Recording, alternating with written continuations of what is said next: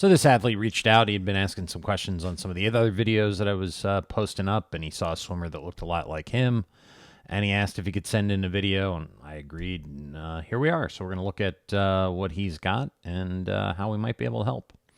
So, he in general he looks pretty good from this angle, and this is part of the benefit. This is one of the good things about taking a video from multiple angles is one side does not always tell the full truth.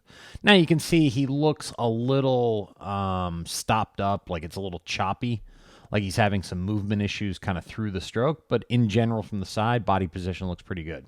Now, when we start to look here, you can see his hips are going side to side, kind of the feet are, going way outside of his body frame, and it looks like he's got that kind of rocking back and forth kind of motion that, isn't great. He's a little bit wide on the entry, particularly on the left side. The right side, here's where the first issue that we're really going to see kind of crops in. And it's this right here. You can see he's crossing over the midline there, and his feet are going wide.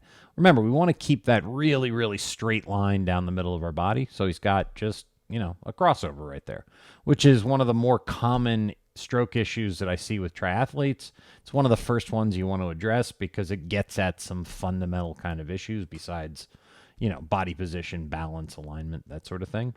The second thing is related to this. This is the correction that you typically see with folks that are crossing over is you can see that right arm goes way, pulls wide. You can see where the feet are going way out to the back. There's a lot of instability in the stroke right now. So we just need to get him more stable. A lot of that's going to involve, getting the core to engage, but just start out with that basic just position 11 drill and think about bringing the belly button up into the spine, getting as long onto the water as you can and hitting that stick in the same spot over and over again.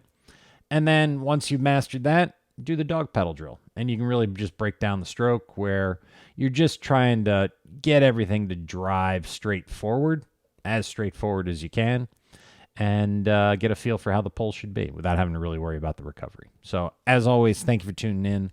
Please like, share, comment, subscribe, and I hope to see you in the pool soon.